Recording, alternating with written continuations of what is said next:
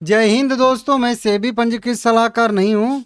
बात करेंगे एसएम के लिस्ट के बारे में। हालांकि अलग से वीडियो बनाऊंगा, लेकिन ये छोटा सा अपडेट दे देता हूँ ओला इलेक्ट्रिक मोबिलिटी लिमिटेड का, क्योंकि एक ही में वीडियो बनाने से अगर इसमें ही बना देता तो रीच बहुत ज़्यादा ओला इलेक्ट्रिक के शेयर होल्डर तक नहीं जा पाती जो व्यूवर हैं।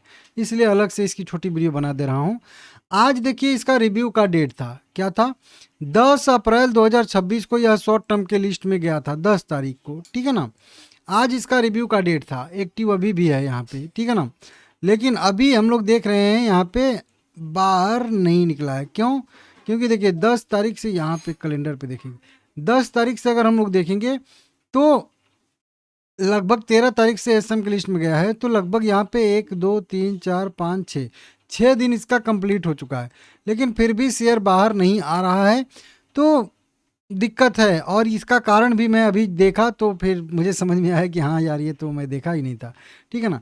तो इस तरीके से अब देखिए, सारे की सारी लिस्ट मैं यहाँ पे दिखा दूँ आपको। ये वो लिस्ट है जो कंपनियां 22 अप्रैल 2026 से, ध्यान दीजिएगा, 22 अप्रैल 2026 से, कल से एसएम की लिस्ट से बाहर आ रही हैं, शॉर्ट टर्म की लिस्ट से। तो इसमें अगर देखेंगे हम लोग यहाँ पे, तो टोटल 14 शेयर आ रहे हैं बाहर, लेकिन 14 शेयर में ओला इलेक्ट्रिक का नाम यहाँ पे नहीं है। इसका मतलब सीधा सा होता है कि ओला इलेक्ट्रिक बाहर नहीं निकला है, ठीक है ना। अब मेन चीज़ आता है कि क्यों नहीं निकला है।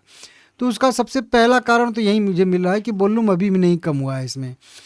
14 करोड़ इक्विटी शेयर इसमें टोटल ट्रेड हुआ है। आज की डेट में भी 543 करोड़ रुपए के टोटल शेयर बाय सेल हुए हैं, 22% की डिलीवरी परसेंटेज के साथ। सर की लिमिट भी 10% का है। अब क्या किसी शेयर में बहुत ज़्यादा वॉल्यूम ट्रेड होना ये गुनाह वाली बात है? नहीं, गुनाह वाली बिल्कुल बात नहीं है।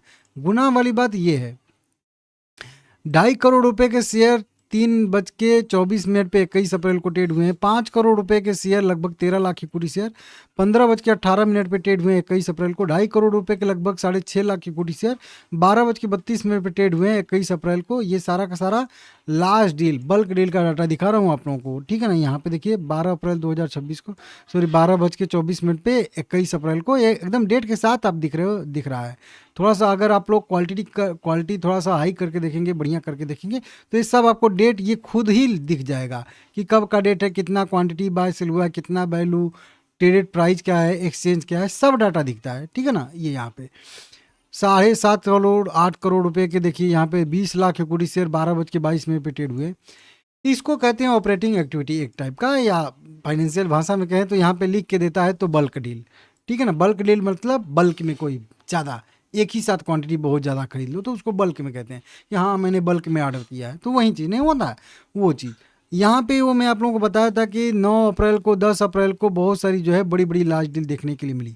अब यहाँ पे अभी भी लार्ज डील ट्रेड हो रही हैं, जैसा कि हम लोग यहाँ पे देख पा रहे हैं, ठीक है ना। लेकिन ये लार्ज डील कितनी कितनी की हैं? 6 लाख की, 7 lakh share, 14 lakh share, 13 lakh share, इस तरीके से।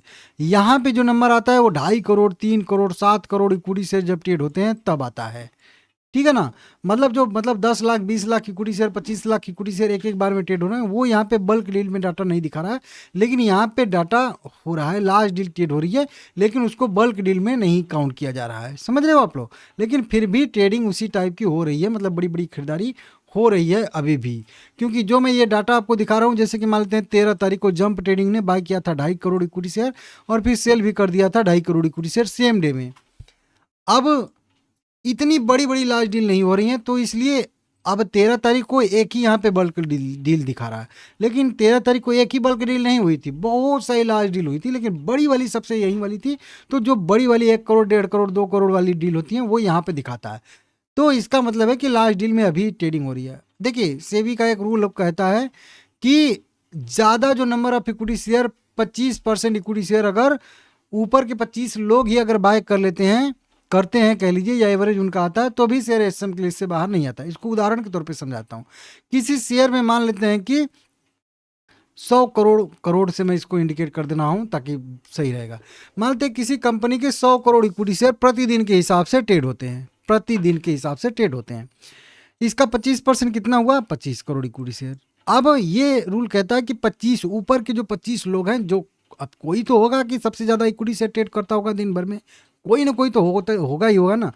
तो दिन के अगर 30 या 25 शेयर होल्डर या कह लीजिए ट्रेडर जो टॉप के हैं, मतलब सबसे ऊपर कोई ना कोई तो होगा ही भाई ना।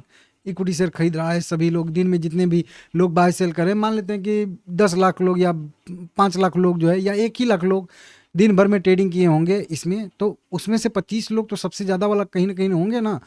तो उसमें 25 लोग या 30 लोग कह लेते हैं कि टोटल वॉल्यूम का 25% ट्रेड करते हैं अगर, तो उस शेयर को वही मैनिपुलेशन वाली कैटेगरी में ऑपरेटिंग एक्टिविटी में काउंट किया जाता है और एसएम की लिस्ट का वो एक क्राइटेरिया होता है।